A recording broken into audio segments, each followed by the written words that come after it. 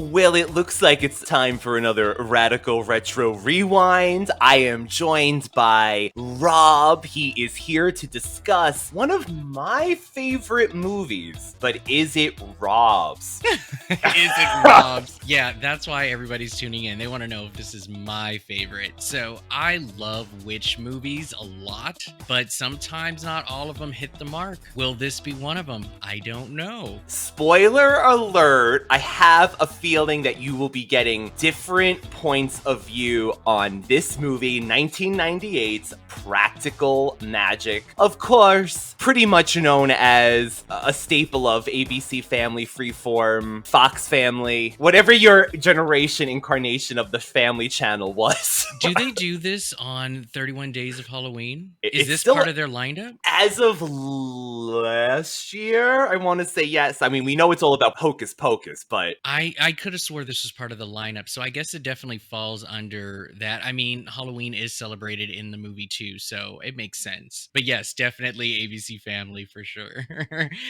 As old school as we are. On this show, it's called ABC Family, not Freeform. It's ABC Family on Radical Retro.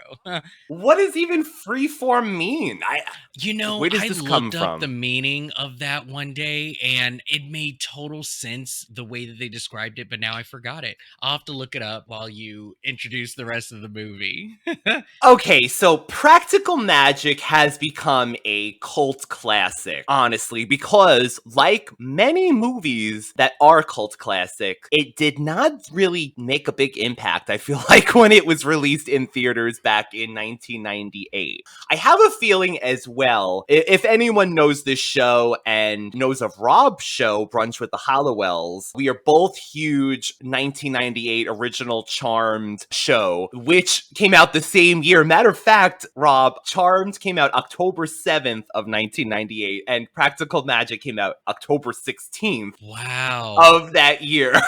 That's crazy. Now, I wish that I can remember when I saw this film. Was it in theaters or at home? And I really have a memory of seeing this in theaters. So that is insane how they were that close because I watched Charmed day one. So what a week. And you know what? Like, I feel like part of the love that I have for this movie is because I hold it almost in the same regards as Charm Season 1, almost like sister properties at the time. Clearly, this Charm went on to become bigger and whatever it is today, which we all love and we're still talking about 22 years later. I think that's what some of the love comes from me with Practical Magic, but we are going to dissect that today. I'm actually extremely excited to get into Rob's point of view because I do hold this movie in high regards. It's not a perfect movie by any means. So my history with this is as far as the witch movies that I have seen, and I have not seen them all, but this one in particular, from memory, I don't remember liking this as much. It wasn't a movie that I ever gravitated to a rewatch, and I would never tell anyone that this movie sucks or anything like that, but it didn't give me the witch movie that I wanted, and it just wasn't a film that left a mark on my childhood to keep coming back to it. So yeah, rewatching this, I definitely got a closer look at it. And usually with our designated episodes, Ryan and I agree quite a bit on what it is that we're talking about. So maybe today you might hear a different perspective. I'm thinking, again, he's dropping hints like crazy that this is not going to go as I hoped. No, just...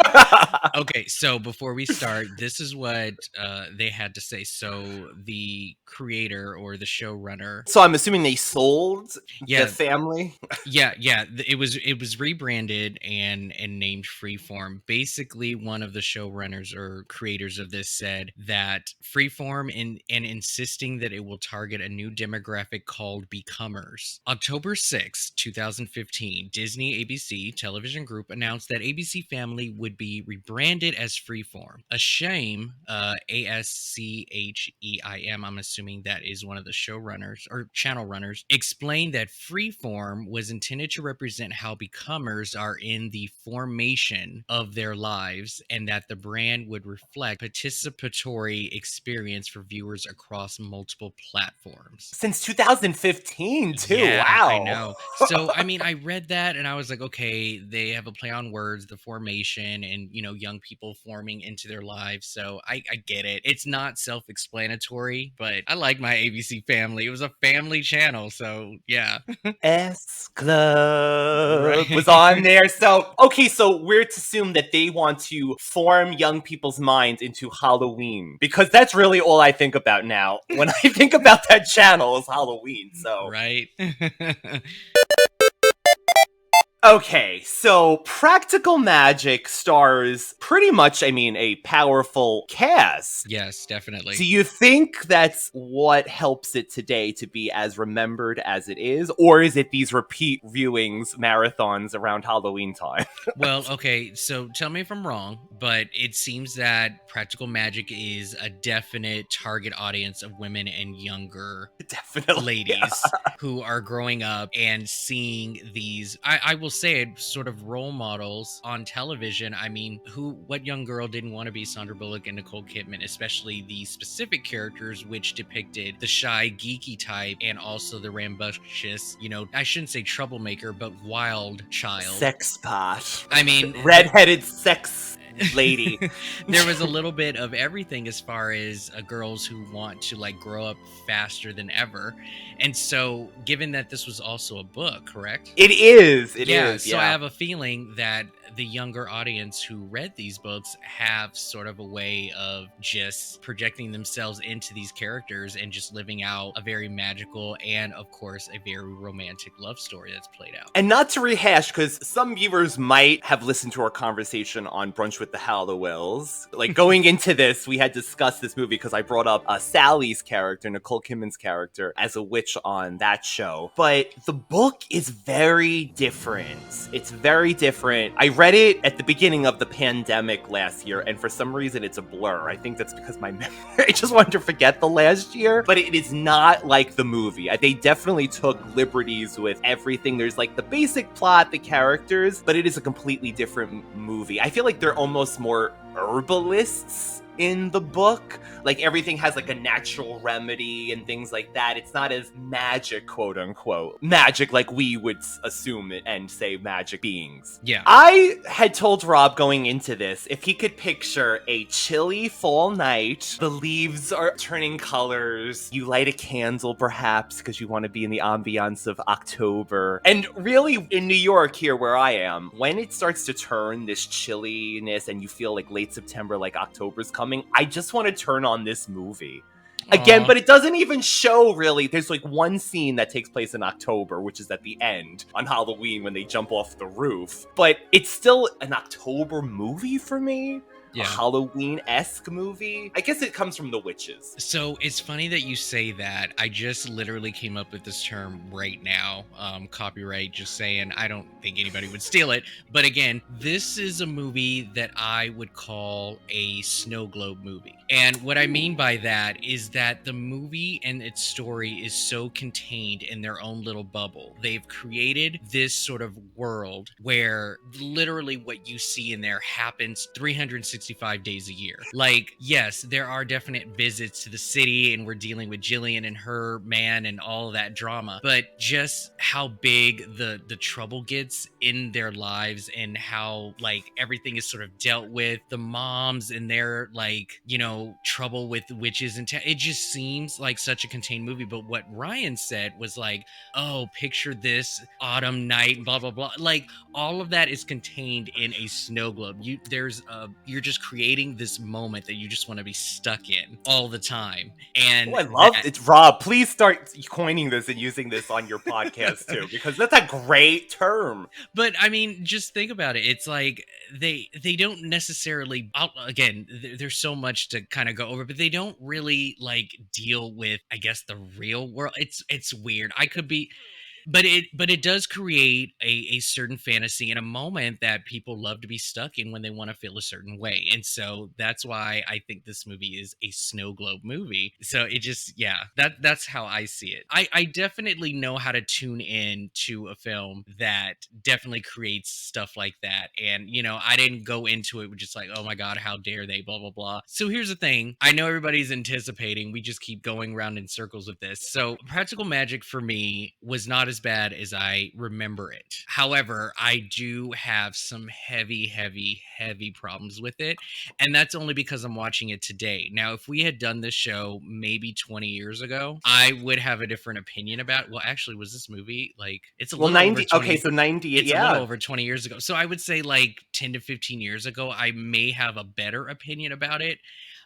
But I'll give my rating right now just to give everybody a perspective. So out of 5, I gave it a 3, Wow. which Oh is my more god. than half. But again, Wow. this is More than I based, expected. More than I expected. this is based on an entertainment scale. Now, if I really dove right into it based on my personal taste, this movie would get a lot lower of a score. But as an entertaining movie to the collective, I'm branding it a 3 because a part of my scale is recommendation and rewatchability. And even though I personally would not, I know that this has a very rewatchability factor to it. So me, no, it would get a lower score. You recently did just do a Sandra Bullock like extravaganza over on your podcast. That's so funny. Yes, and both movies unfortunately did not do well either, but I chose movies that were not as popular as her, filmography goes. I did The Net and I did Murder by Numbers, which shows her in a role that doesn't paint her in a very happy or light, way. She plays not necessarily a horrible person, but she's not America's sweetheart in the movie. No. So, think Speed, think Miss Congeniality. No, I didn't do those. I did the other ones that she's not really known for. And those movies didn't do so well watching it again. So it's funny to have all of this like Sandra Bullock stuff. Also, April 25th just passed. The best perfect day from Miss Congeniality happened. So yeah, this has definitely been a Sandra Bullock month for me. Over on Movie Geek and Proud podcast. So do you think part of the charm of this movie is Sandra Bullock playing Sandra Bullock? Yes. That character of Sandra Bullock, like we get this, I say the perfect example of Sandra Bullock playing Sandra Bullock in this movie is when she does the this kiss scene where she does meet her future husband and she does this running down the road kind of thing with these like shorts on, denim shorts. It's such a Sandra Bullock 90s moment. Oh my god. Now I know you have words about this scene as well. This scene, I could not. It was the cheesiest 90s scene I've ever seen. So, first of all, I love Diane Weiss in this movie. She is like, seriously, I love her. She God, I love this woman so much. Diane Weiss's character, Aunt Jet. So she is the sweet one, right? Out of the aunts. And, she just has a bubbly, lovely side to her. But I swear, it's always the sweet ones you have to watch out for. And it's just, when she looks at Michael and she gives this look like, oh, so you like this one. I got you. And she just gives this look like, it just seemed like it just happened right then and there, but it didn't. I know they did the spell later, but it was just that look like, okay, we'll give her that one, and I just liked her. Like, she just is so determined. She knows if she has to lay down the magic, she's going to give it to you. I love that. But they both just wake up and they have this look on their faces, and then all of a sudden they're meeting in the street and she's just running to him. The dogs are running after her, and she's running. And to me, this is the 90s movies in summed up. This only happens in the 90s. Possibly 80s, but 90s movie magic, I think. But just paired up with that song, I just couldn't. I was like, this movie is clearly not for me. I can't do this. It was just so cheesy. But I mean, that's the world that I'm talking about. Like, only in this movie, you could just run up to somebody and just kiss or whatever. But I love the fact that neither of them question exactly why they know each other. I don't even think she knew his name. And they're sitting there making out in the middle of the street. Oh, well, do you blame her? I mean, Okay, so my thought process during this, right? So first of all, when I saw him, I forgot all about him, because clearly this isn't her perfect true love that she created when she was a child. I was like, the delivery man, stock boy, whoever, cute as balls. Oh my god, I was so like infatuated with this boy with his backwards cap and his, I think, did he have an apron and a shirt, or was he wearing a flannel? He had a like flannel on, 90 degrees weather. But there's that. But then, like, the minute that happened, I was like, okay, this man's fate has already been handed to him in a matter of minutes. And I was pissed. I was like, how dare they? The Death Watch Beetle. How dare they make this man love her knowing that he is going to die? Like, it just baffled me that this was appropriate for them to do that. Knowing the curse of this family. Now, they had a conversation and they had said, who's the other aunt? Frances. Aunt Frances, yes. So Aunt Frances, she doesn't believe in the curse. Aunt Jet does. And so they weren't completely clear that all of these men in their lives were dying because of a curse. They just thought it was a coincidence. So they felt that it was okay for them to do this. But I was just like, no, you can't. And then I'm watching their happiness, quote unquote, and I'm just like, no, this is sad to me because this man, this innocent man is going to die for it just made me mad. By the way, for anyone who doesn't know, it's a line of witches that starts with this first witch back in, we're assuming Salem times, Maria Owen. Yeah, Maria. Let's talk about Maria. Okay, how do you solve a problem like Maria? Go ahead, finish. What about Maria? I'll tell you after. So, Maria Owens is a young witch exiled to an island in Massachusetts because they were about to hang her as a witch, because evidently a lot of the gentlemen in the town had a thing for her and their wives were extremely jealous. But when they try to hang her, her magic saves her, and she basically lives on this island by herself pregnant, and she curses basically the whole entire line of her family not to fall in love. And if they did, they basically, all the men die with this curse. How selfish is this woman? First of all, she's sleeping with married men. Secondly, she's like, oh, I can't have what I want, therefore no one can. Like, how Karen can you be? Like, she's a horrible person. I don't get it, but they just released, Rob, the prequel starring this Maria Owens. I'm actually interested to see what her story is. But I do have a sort of moral question for you, Ryan. Do you blame both parties when a woman sleeps with a married man, or do you just blame the one who is married, or do you blame the one who is in there breaking up homes? I think it's definitely, if you know about the other one, then I think equal parties are to blame, honestly. Interesting. Because if you go into this knowing that the man is married and you're just like, oh, I don't care. Like, I don't like that. But again, I mean, the person who's pursuing somebody is also, I mean, what do you think? So for me, I've juggled both with this growing up until today. Today, I don't necessarily... Okay, so the person who is pursuing someone who is married, they have their work cut out for them. I mean, it's honestly, you get what you pay for. And so if you want to be with someone who could potentially do the exact same thing to you when you're together, by all means, do what you got to do, right? I mean, you're taking the big risk. However, I don't feel that there's any responsibility to the one who is single. If they want to pursue, yes, they may not be the most like nicest person in the world, but as far as pointing blame, it's not their responsibility for a married couple to stay married. Because I mean, if this other person is gonna slip out of the marriage, there's problems already within the marriage, or the person, definitely. You know, so it shouldn't be in the responsibility of the single one to keep this marriage intact. So when you hear about homewrecker, basically, if anything happens, that shit happened sooner than it was supposed to, but it was going to happen regardless because that person was capable of dipping out of the marriage anyway. So I don't blame the person who is single. However, no, that doesn't make them a nice person, but they don't get any blame. I think it's all the responsible of the married person. I guess if you're going into this, I'm thinking like, if the other person's, not only am I going to get that marriage, but I'm going to like ruin their marriage and then marry them. Like, I guess that's what I was thinking of more. Yeah. So no, you would I understand. Would you curse your whole... Absolutely Would you not. curse your line of family? The woman is sad and bitter, and I get it, but I don't know why she felt that she was the be all reasoning of how people should fall in love. And she thinks she's saving, her lineage from this. I don't know.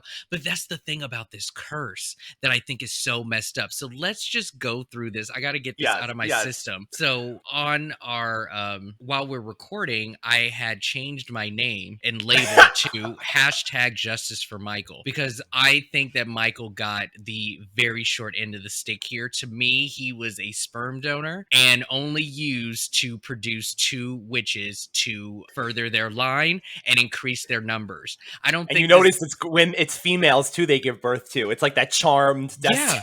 Yeah. I mean, it's honestly like aliens coming down, reproducing, and killing their male. I mean, I'm not saying that this was premeditated, but this is exactly how it turned out, because she was happy, and so was he. When they were dancing, all of them around the couch, I can't remember to the song, but the dad, he was the coolest dad for a good 2 minutes. I was like, oh my God, I want this man in my house. He was just dancing and just being You just so want happy that with his man in your family. house. I know. It just looked like they had such a wonderful life together. The kids loved him and all of that. And then I have a feeling that when you produce the 2 kids that are destined to come, that is when that beetle comes around and says, okay. I was gonna ask you when you think, because it seems like the kids get to a certain age, just like her and her sister. Exactly. With their mother and father. Right. Exactly. So it's like, how come they didn't die before they had kids? No, the curse is waiting for those witch numbers to increase before getting rid of the man. No, because Aunt Jet says this line. She goes, we never thought that you would truly fall in love with him. So I just had 2 kids with a man I didn't love. Is that what you're telling me? Like, yeah, I love this dude. Yeah. Why did you so they also justified bringing them together, because she was like, we didn't think that you'd really fall in love with him. No. And is it with really love that makes the curse? That's the other thing I don't understand too much. Like, so basically they put this spell on it to make her easy for the 2 to attract, supposedly, right? And they say they molasses in it to like get her to, I guess, open her legs. I don't know. So it's like almost, is it like an attraction spell? And if they do fall in love, that's when the curse activates, and that's why the ants were like, oh, we didn't think you were going to fall in love. If that's the case, so be it. But yeah, let me not tell them that I put a love spell on you until after he dies. And by the way, she heard the beetle the day before he passes away. Why did you even allow him to leave the house? And they give you that psych out moment that she hears the beetle and Michael's like going about his work. Yeah. And you think that he survives, because I don't know why they think that bicyclists are going to kill him, because someone's like, Michael, look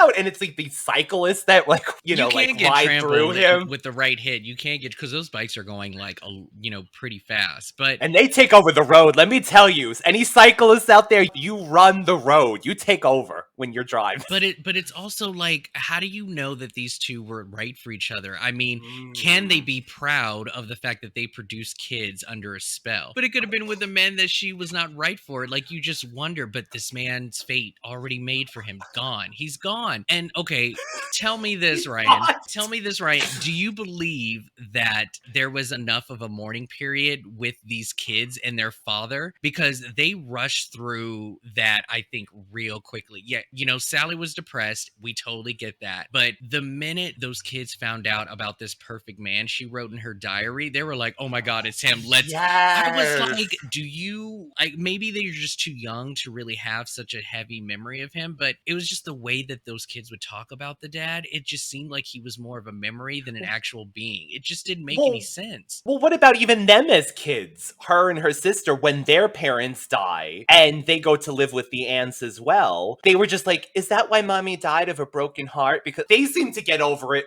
easily. It was weird. So again, hashtag justice for Michael. That's all I've got to say about that. So we can move on. But yeah, that made me so angry. You will hear my call a mile away. You will whistle, my favorite song. You can ride a pony backwards. What are you doing? Summoning up a true love spell called Amas Veritas. He can flip pancakes in the air. He will be marvelously kind. His favorite shape, be a star.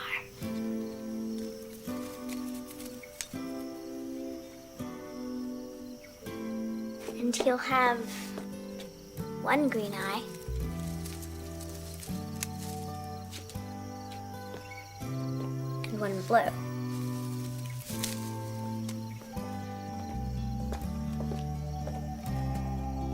Thought you never wanted to fall in love. That's the point. The guy I dreamed up doesn't exist. And if he doesn't exist, he'll never die of a broken heart. I think the problem, Rob, is too because this is a novel, and this novel is long as hell, by the way. Gotcha. I mean, they really do change up this storyline a lot, and they condense storylines. And they, as a matter of fact, to me, they make the sisters even closer in this movie because I kind of got in the book. They love each other, they're sisters, but they don't have the sisterly bonds. And I do think, again, going back to Charmed, it's that Charmed sister magic that also makes this movie something for me. Like, I like that dynamic of sisters with witches and magic and things like that. Definitely. Okay, so we have the two sisters. We have Sally and we have Jillian, who is Nicole Kidman. Do you believe them as sisters? I actually do. I do believe them as sisters. I don't know if this was any direction of the director of the film that did this, but it was just the times that they would be together. One would be on the other's lap, Nicole touching her nose, getting her to wait. I enjoyed their chemistry together, and they also had enough of like negative banter towards one another as well that I think normal sisters have. So the fact that they haven't seen each other in a while, and then when they do get together, it's like clockwork in a way, or just the idea of them, going out for the other, defending the other without even asking, I think is also great. So the scenes with them, I think, are wonderful when they're together. Oh, good. I hate it here. I want to go where no one's even heard of us. I feel like I'm never gonna see you again. Of course you're gonna see me again. We're gonna grow old together.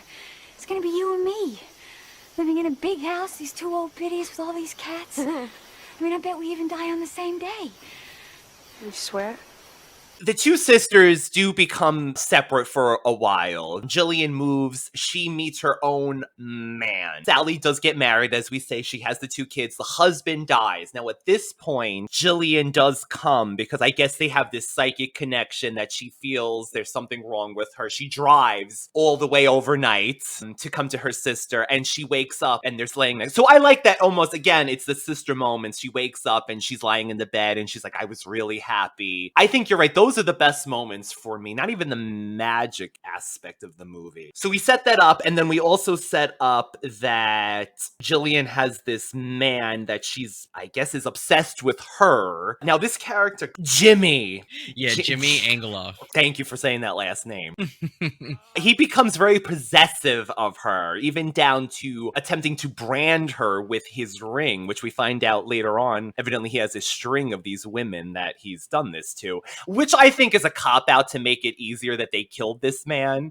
Oh my God, thank you, Ryan, for agreeing. Oh my God, thank you for that. I was wondering if you were going to say that, because we recently talked about this on Charmed as well, is that a man was killed out of nowhere by magic, and the show justified it because he's a killer. Let's just kill all of these, and that, yeah, I get it. But again, like, you're taking the law in your own hands. And so I don't necessarily agree with that too much, but yes, they made his character to be super despicable. It seemed very self-defense in a way. Yes, I mean, I don't think they wanted, but exactly. Yeah. They were held at gunpoint and whatnot. But yeah, I took Jimmy as a allegory for a woman who is in an abusive relationship. And this is also geared towards a woman who necessarily doesn't love herself yet and isn't very confident in as to who she is, because Jillian even admits later in the movie that she not dislikes, but she's mad about the fact that she doesn't have the type of power that Sally does. She's like, I only wish I had enough like power that you did,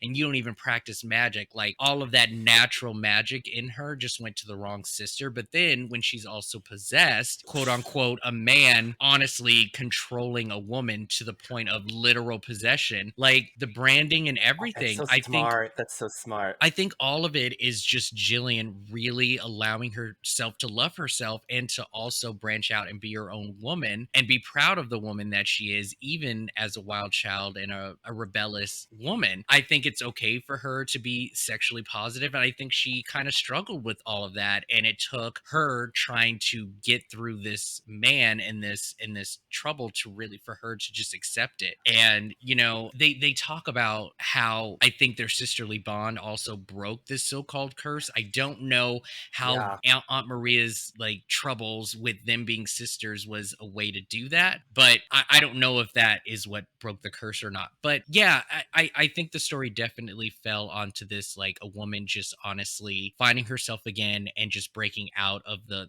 chokehold of a man who, you know, has taken ownership of someone, you know? That sounds like a good movie to me, Rob. Do you think, though, her magic, I always got the sense that her magic almost is of a sexual beauty. Because, you know, when they have the thing when they're kids and she's like, well, when will I grow into my powers? And she's like, oh, you'll grow into it. I always assumed it was like something about her beauty just attracts men. Not that that's like a practical power to have, but almost like her beauty attracts men. But yeah, I think sometimes in witch families or in movies, they'll always show that each sister or each member has their own specific ability or skill. And you know, the oldest of the two kids, Sally, she can see ghosts. I You know, love that, the other family yes. members could not. So yeah, that was her specific thing. And so I think there's a little bit of a lore thing that Nicole has. People are just drawn to her. Jimmy ends up dead when she goes to rescue her sister in this hotel. They give him this belladonna, I want to call it. It's Basically, it's like drugs are bad. Don't do drugs, anyone. yeah, so they decide instead of, you know, going to the police, which they originally do mention, that they are going to try to bring him back to life with the magic in their aunt's Book of Shadows that they grew up with. Which, by the way, Rob, there are, you know, I mean, Charmed has people who make Book of Shadows replicas for years. This is a common thing, but Practical Magic has a fan base enough that there's Practical Magic Book of Shadows, which to me is so funny because what do we see of this? We really don't see too many pages in that Book of Shadows that they could like replicate. Yeah, but it's very authentic. It looks like it's been used a lot, you know, definitely handmade. I think it's a very authentic book. So they bring Jimmy with one of the spells back to life. But do you feel like this again is such a 90s witch metaphor where they need something white to draw a pentagram on him and they get whipped cream? Yes, I mean, it's like Elvira when she used Cheese Whiz yes, in her spell and substitutes, you know, certain ingredients with like chips and stuff. I mean, yeah, it's very cute. I thought that was funny. It's now or never. Okay, I need for you to get me something white to write on top of the star. Chop, chop. This is like fine. It's actually brilliant. No, this is good. This is good. Oh. They were supposed to say, black is night, erase death from our sight. White is light. White as light. Mighty hectate, make it right. Make it right. Black is night, erase black death is from our night here. sight. White is light. Black is night. White is light, mighty hectate, make it right. I love you. Black is night. Black is night. Erase death from our sight. White as light.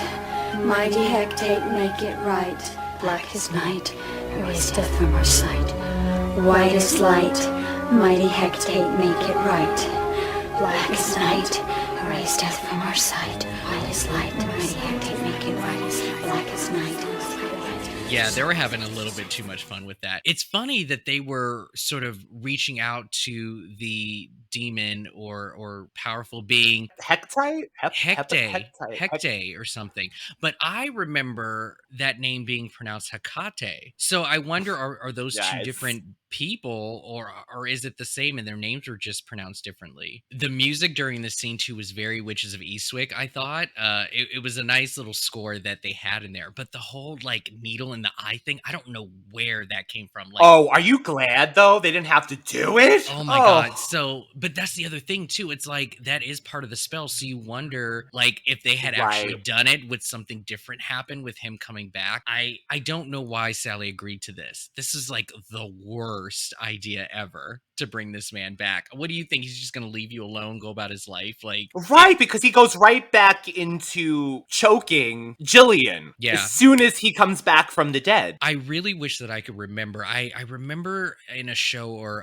a movie once where they said that the last thing that you remember, or maybe your unfinished business, is amplified times 10 if you are brought back from the dead. So he's stuck in this mindset that makes you sense. belong to me, and it gets amplified. You know, that makes more sense, Rob. That really does, because you're stuck in that moment of death, and that is the last thing that you were thinking. Yeah. Wow. See, you're making this movie even better, so I don't know. But so they end up killing him again to dispose of him, and then they bury him in the yard. Now, overnight, there is a rose tree that forms. I think it's overnight. Now, sadly, I've freaking watched this movie how many years and so many times, I can't picture if it's overnight, but it's pretty soon afterward. Yeah. This rose tree starts to bloom. In the book, matter of fact, they say that these roses were out of season, and the roses continued to grow continuously, and people would come all around to see the sisters' roses. Oh, wow. And they also moved to New York in the book, by the way. The whole family? The aunts are in Massachusetts, but they visit them. But Okay. Sally lives in New York, which is crazy to me that they really did condense this movie into, like Rob is saying, quote unquote, copyrighted snow globe, because it's all contained in this town. Yeah. These people, these cities. So now there's a few different plots. There is a detective now looking for dead Jimmy. While the girls were kids, Sally does a spell. She doesn't want to fall in love because she doesn't want to die of a broken heart like their mother, or have someone end up like their father. So she does this spell of a man that could never exist, right? He's got two different color eyes. He loves this, he loves that. And I do love that scene because it is a very, I would say, witchy score. Stevie Nicks is plentiful in this soundtrack. They have this like kind of like pipey, chimey score, and like these flower petals are flying. It's magical. It's like one of the most magical scenes. I did like that scene too. So she summons him. She like calls for him unknowingly, this DA. Yeah, so Gary Hallett, right? He comes in. It wasn't really explained too much until they got a little bit of a hint of what happened towards the end of the movie. But I had a hard time understanding if she created this man or if she magically thought of somebody that actually did exist, but she didn't know any better. You know, because they explain that the rose petals went out and called for him, and it went literally to him while he was already born. So she didn't create this man, but did her features change him? Like, did they just pick a random boy and gave him all the things that she wanted? I didn't understand how she was able to literally say so many characteristics and features and have that man exist. Something magical must have... Did it form like personality almost too, like in that child? I wonder. So I don't know if she coincidentally just named every single feature, or that maybe the things that didn't develop, like the flipping of a pancake or whatever, maybe he learned that because of the spell. But that was something that was very confusing, is that did she quote unquote create this man, or did she just coincidentally say everything in her mind knowing that it did exist, but she didn't know any better? Maybe you're right. Maybe because I thought that he was born, and I'm like, oh my God, Sandra is dipping in the kiddie pond, and I'm like, oh, because he wasn't born yet, but it turns out that he was I didn't even think of that ever. But it turned out he was already born. He already existed. I just don't know how she was able to pinpoint exactly the whole green. And you know what's funny? When she said one green and one blue, and I'm like, oh, she's clearly talking about a white dude. So forget person of color. We're not going to pair her up with that, because green and blue only belongs to Caucasian. So we know her type. Yes, we know her. We know her. No, you're right. You know, and green and blue. I mean, is that a common birth feature, I wonder? I should have looked that up, people. I'm so sorry, out in the podcasting world. So that sets that up as their kids. We are jumping around. Again, we're not going to do the radical retro way of literally scene by scene what we normally do. I really wanted to get Rob's point of view on different subjects in this movie. So the ants are still about. The aunts were really cool. I didn't remember this the first time when I rewatched this, and it was them saying like, we know what's going on. and we're gonna leave and you're gonna handle your own shit. And they took a vacation and was like, these girls will be protected, nobody's gonna get hurt. We know what's going on. You're just gonna have to deal with it. They give the little girls like some kind of like put around them like a bracelet or something for protection. Part of the noose that Maria owns. Yeah, I do love the fact that they had to teach these girls a lesson, because these girls were very reckless. They were super reckless, and they were like, this is the only way they're going to learn. Let them handle it themselves. And I love that. So they took off. I loved it. Yeah, but they robbed us of more, time with the aunts. I totally agree. And I think that's where the Midnight Margarita scene came in. Well, okay, I gotta say, when I mentioned this movie with Rob earlier, he's like, all I remember the magic they did is turn on a blender. Okay, so you saw more magic this time around, right? I did, and I will, no, honestly, I will give where credit's due. There were a lot of automatic things, like with the candles and everything, like with the flip as a switch, bam, there you go. Like, when they performed a lot of the spells towards the end with the guy and he was looking all grotesque and turning into, like, I liked all of that. I thought that was all good. But yeah, the whole blender thing, I was like, really? Like, and it took both of them to turn this blender on. It was just, I don't know. I would prefer more of a witchy spell-like stuff that goes on. And it doesn't have to be visual effects. I just want to see different things. Like, Matilda did more than these women did in this movie, okay? My God, Matilda. Seriously, that scene where she's cleaning the house and she had all 52 cards floating around her in formation. That's true. I mean, that is way more than we saw in this movie. And maybe that's not the point. That's not the point, but that's the witch movie that I like. I visual is a part of it, but I do just sort of like a manifestation being seen and just creativity with it instead of a blender. It's a blender. I know, I said I couldn't wait for him to say this. Like, okay, it was a little bit more than the blender, but it's true. It grounds this movie in a way. I was doing research and I saw that a lot of real witches and pagans actually like this movie because it does take a realistic approach to their religion, but at the same time, there are things like possessions, the alcohol they use to make the margarita are appeared through some kind of demonic magic with Jimmy's core. Like, I still don't know how all that works out, but there is quote unquote realistic. No, I will definitely give you that. Because we're used to charm. We're used to like things happening, like actions. I do prefer that kind of magic. Okay, well, so yeah, I definitely can see that this movie is grounded in their use of magic. Even them, jumping off the roof wasn't as theatric. They just floated down, which, umbrellas can't really. But see, that's the thing about this. Like, you're putting this on Freeform and you're like, how many kids are going to go home and try Definitely. that? I'm surprised it's not on the bottom of the screen. Do not try this. I will tell you, when I was younger, I wanted to try that shit when I saw it. I was like, can umbrellas really hold your, but that goes with like Inspector Gadget and all those other like cartoons and films that depict that, right? But yes. No, I will say that it is very realistic. So yeah, if you definitely want a realistic approach to the way that magic is used within this movie, I think that this is a great example of that for sure. The girls are ridiculed throughout their childhood. The whole town knows that they're witches. Witch, you're a bitch is what the kids called them in the beginning of when they were kids. And you kind of get the feeling that everyone in the town knows that their family is witches. Weird things happen. The phone tree day. Phone tree day. Phone tree day. So I gotta say this, right?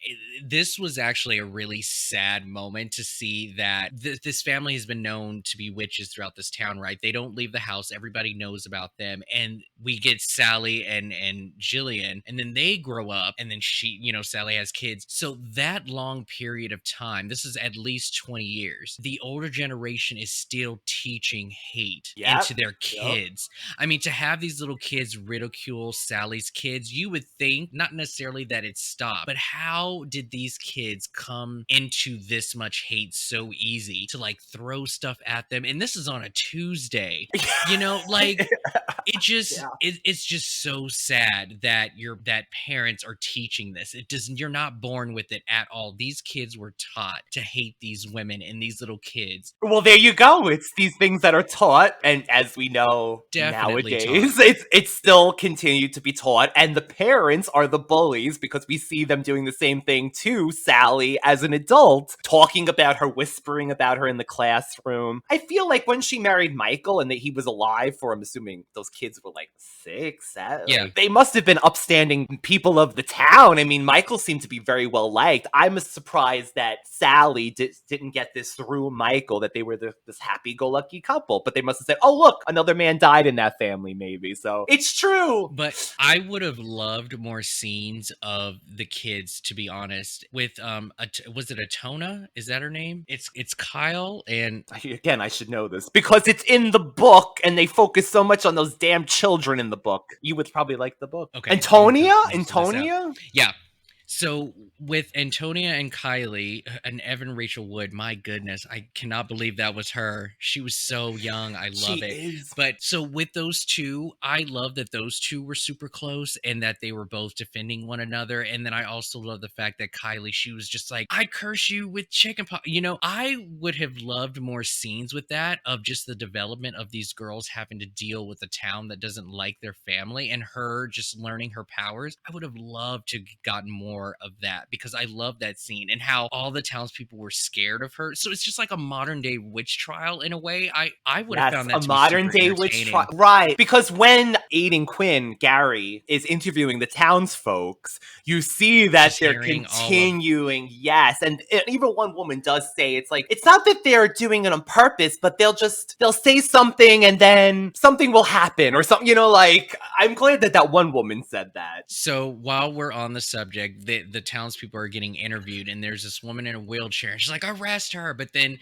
they also talk to this other old woman. I couldn't tell if that was the same person. Let me know. This is Piper Hollowell. One of these actors is Piper Hollowell, right? Hollowell, and I did not realize it until freaking this viewing that it is old The Piper. minute I saw her face. So yes. we got Piper in Practical Magic. That is awesome. That is awesome. But back to your phone tree. The phone tree scene is actually my favorite scene of the movie. I was wildly entertained by this scene. And there was also, again, more of the realistic, subtle ways of magic used in this scene. But also, again, I just loved how those two are inseparable and that they are there for each other. And she came in guns blazing because she mentions the phone tree deal and how she didn't want to go to this meeting. And Nicole, in her face, she was like, oh, these women need to be taught. Okay, I'll just stop by. And she just comes in. And yeah, this is actually the scene that you used on Brunch was Jillian. And yeah, but I love the scene. You know these women are out there, and they would talk about, as soon as she walked in, they're like whispering, oh, she's got a snake tattoo here and it's on her breast. Like, come on, wait until you get out of the freaking building, lady. Like, I know, so nasty. Oh, but Nicole definitely shined so much in this scene. This was her scene. You know, the binder clips on the woman, and she's like, chill, no magic. She was like, what? I didn't do that, you know? And you know, she's got all the women, you know, like so scared, watch her husbands. Yep, that's right. I'm back. Woo! Hang on to your husbands, girls. Then the phone tree comes out and they're just so excited. And I think Sally wanted to be a part of the tree, so she does respect it's that these normal women. life that they Exactly. all want to have, which is Exactly. And her name obviously is written on every single page that it's now Sally's turn. She's on top of the tree. And then Nicole looks at her and just says, now that was me. Yes. And I love it. I love that. I love that line. I love the way she said it. And she was like, I had to. I just love it. It's such a good scene. Oh, Sal! Now that was me. That is one of my favorite scenes. Again, the sisterly moments. To wrap the movie up, the last half of the movie is with Jillian becoming possessed by Jimmy's spirit, which we assume is due to, almost I want to say, like, is it personal gain in the way that they brought him back, killed him? Is it just a spirit that's holding on, an evil spirit? It's just using dark magic in general. It's just something they shouldn't have messed with. And this is a result of, not necessarily because of of the reason why. It's the fact of how you did it. I don't know why the spell is even in the book if they don't want people to use it. It's so, but yeah. it's in the book, it's there, it's whatever. But this is the consequence of bringing people back from the dead. It's basically learning to let fate and the way of life just go its course. Like, you can't change the past, you can't change mistakes, and you have to learn from them instead of trying to correct them. And so anybody being brought from the dead in any shape or form is always a lesson learned, that you can't just rewind time. You have to deal with what's happening now. And so I get it. I get why they all that they had to kind of deal with this. And it's funny because the aunts come back and they're just like, oh shit, this has gone way too far, we should have came back sooner. But they needed the power of women to gather together, and I like that. It's a nice metaphor. I think it's a nice message. It's cool, and I'm glad that the women were open to just letting all of their animosity go, and for the sake of sisterhood, just help another woman out who needs help. And that phone tree stood true. They were like, whatever is going on, and whether we don't like you or fear you, you call us on that tree, we're gonna come help you. Isn't that something? I think that's awesome. And they almost, like, a lot of them, they had a curiosity about this house and this family. They needed 12 women, or 13. They asked if she had any friends. So Sally does have 2 women that she works with. One is, Rob mentioned, is, like, I feel like she's a character actress. She's this blonde woman. She always plays these parts, like this almost like Wiccan kind of part. And that's when she says famously to me, like, she gets the call and, I got great news, Sally came out as a witch. But it's just so funny how they use it, especially back in the 90s. Yeah, the actress is Chloe Webb, who plays Carla. And yeah, she definitely gives off the emo sort of Wiccan vibe for sure. But then there's Margot Martindale, who is a definite character actress. She is amazing in everything that she does. She's so good, and I'm glad that I got to see her in this movie too. She a smaller part, but she was awesome. And that's when they're getting ready to help her, and they're all in the kitchen. They're bringing their brooms, all the ladies. I think it's her character, Linda, I believe, and she's like, yes, like, I know when someone's gonna call or something like this. And one of the sisters said, there's a little witch in all of us, and they get so giddy, like, ooh. That was a little cringy. I couldn't. It was a little cringy for me. I was like, oh, this is too much. There's a little witch in all of us. So you got chills. I got a little cringe. I don't know. It was a little I only, because it's so, like, it's one of those, because the women's faces just were, like, so giddy that they're, we're included in this.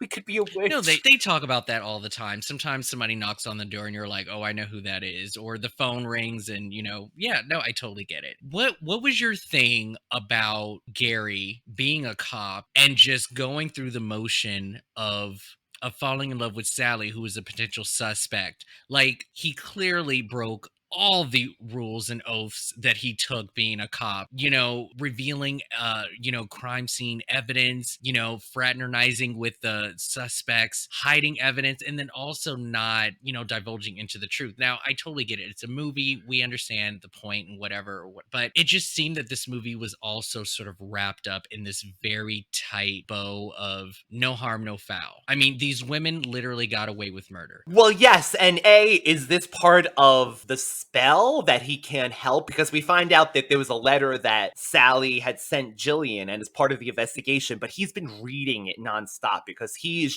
doesn't even know, I guess, that he's supposed to be with this woman due to, I guess, the spell or whatever that is. So do you think it's because of that, also mixed with once he realizes that, I guess, Jimmy was a ghost, what do you do? But then they did kill them, because there's later on Yeah, no, I totally get it. I mean, at the end of the day, you see that there are different forces at bay here. You can't really explain it, put in a report, or really bring, Jimmy's killers to justice. I mean, they did kill him originally. They did, but when they found the ring, he was like, get yourself some lawyers. He was like, I'm done with this. You guys are dirty. Like, I mean, he had every reason not to trust these women. They also had his car in their driveway, which was... But then you can also look at it, well, I put a spell on you. You're in love with me. Therefore, I'm not going to jail for that. It just seemed like they all got an easy way out of this. And I don't know. But like I said, I know it's not that type of movie. It's just leave it to them to be able to just wash away. Oh, of course. It was a a happy ending. Not only that, the whole town now loves them, I guess. They've become like a staple that you're assuming that every Halloween, or it's this All Hallows Eve here, that they all jump off of the roof, like Rob was saying, dressed as witches in the black hat and and they jump off the roof. And the whole town now is, I guess, behind them. Now, only if they knew that these women had a dead body in their backyard and they just got away with murder, like, months ago. All wrapped up in a beautiful bow. I do like this line that Gary says when, Sally tells him, like, I'm a witch and I've done this and I killed him and yada yada. And he's like, well, relationships all have their problems. I just think that was so funny. But it was his discovery to find Jimmy and, just go into this world of like magic and possession and ghosts and all of this stuff. It just didn't seem that he really believed in any of that stuff at the end of the day. But then all of a sudden he was like, well, curses only work if you believe in them. And I'm like, what the hell do you know about curses? And I'm just like, oh, now all of a sudden you're an expert now. I actually dug the second half, actually more than the first half. Again, the first half just with their women problems and like, I can't get a man and it just made me angry. But like the second half I thought was a lot more entertaining. Didn't you love the fact that Jimmy possesses Jillian and like they're hugging her and Sally and Jillian licks her face? I forgot that. But here's the thing. Sally didn't even know that was Jimmy until he said, whatever it is that he said that tipped her. Oh yeah, when he was like, hee-haw. And I was like, oh, you're Jimmy? And I'm like, the lick of the face didn't tip you off? I'm like, when is Jillian licking your face? She picked that up like whenever that? she moved, I don't know, to California where she lived. I'm like, you weren't stunned at all that this woman just licked your face as a sister, but it's the hee-haw that gives you that, like, oh, this may not be Jillian. This may not be Things are awry. In 2004, Warner Brothers and CBS produced Sudbury, a television pilot based on this movie with Kim Delaney in the role played by Sandra Bullock, and Jerry Ryan played Kidman's role. Cute. I know those two. Cute. I love that. And then in 2010, Warner Brothers and ABC Family, I guess because of all those viewings on ABC Family, tried to develop a prequel as well with this. And Sandra Bullock was involved with this, not to play the character, but she wanted to produce this. And as recently, I don't know if it's been canceled like everything else, but we're supposed to get the HBO Max prequel series with the ants growing up in 70s in New York as nice. witches. I think you will love this, because that book, honestly, to me, is better than Practical Magic. So if they actually, I would love to hear more of their, their romantic shortcomings and being able to stick together and have to deal with this town. I would love that. Oh, Rob, I'm praying that HBO Max doesn't cancel this, but it's supposedly for the last 2 years it's been in the works, but it's called The Rules of Magic, fingers crossed. But they also had the third sister, their mother, so I don't know about the timeline on when she comes in, but it's only about the two aunts, not the third sister? Brother witch as well. So it's okay. The three of them growing up as kids in New York City in the 70s prior to moving to Massachusetts. Very cool. I would check that out. So Rob, all in all, I mean, your rating of a 3 is more than I could ever had hoped for. Yeah, I mean, I wasn't going to just crap all over this movie. This movie is not terrible. It's just not one of my witch movies that I turn to when I'm in like a witchy mood or ask me what my favorite witch movies are. This will never be a part of that list. But again, watching it and kind of stepping out of it on an entertainment scale, I think that this movie definitely does a justice to those who are into these type of movies. It doesn't do a disservice to witchcraft or anything like that. And it is very cute, and it definitely highlights the strong acting chops and the sort of like presence of Nicole Kidman and Sandra. I think it's very present in this. I mean, just when the kids are lighting candles for the for the spell, and then Sandra, again, this is a moment where she finally embraces her magic again because she didn't want to be a part of it the whole time, and she blows the candle just with her breath, and then she gives her kids a look like, yep, mama did that. And I love that. And Sandra's good at those type of scenes, and she stood out, and I love that stuff. So I get the appeal. It's just not for me. I get that. And I think, honestly, a lot of people who do love this movie, it's people that, I guess, like I said, grew up with it. I mean, I watched this movie every year since 1998, around Halloween. Of course, we're doing this in the summer, but this will get you ready for the fall, hopefully.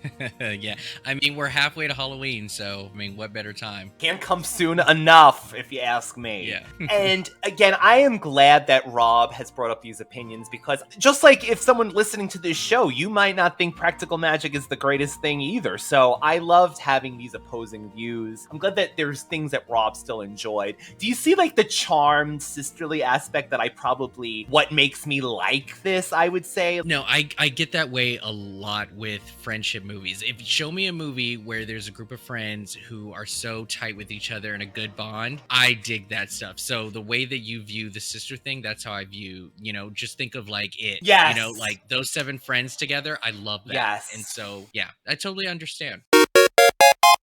So, I am happy that we did not end on a sour, wicked note. Rob, where can the lovely people find you when you're not over here doing this thing? So I have 2 podcasts currently, Movie Geek and Proud and Brunch with the Hollowells. One is a movie general podcast where I review movies, most for my collection, and Brunch with the Hollowells is a charmed recap of the original series. You can listen to both shows on any podcast app, mostly popular with Apple Podcasts, Spotify, and also Google Play. I'm on Instagram and also Twitter, Movie Geek and Proud, MGNP Podcast, or Brunch with the Hollowells, or BWTH Podcast. He forgot that he also has a horror-themed podcast that people might want to check out, because I know there's a lot of horror fans that listen to this podcast. And if you like Rob's point of views here, when he dissects horror over there, it gets deep. I do. We just started it. It's we only have 1 episode, but there are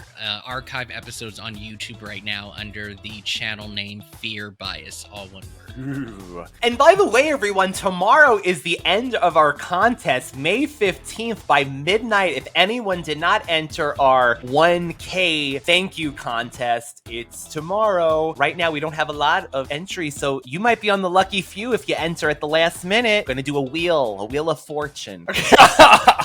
Congratulations, Ryan, for reaching 1,000. That is so awesome. Thanks. And yeah, he's right. If you guys don't enter, most likely it'll default to me. And It's I'll gonna be win. Rob at this point. It's Rob and Jeanette, our only other listener.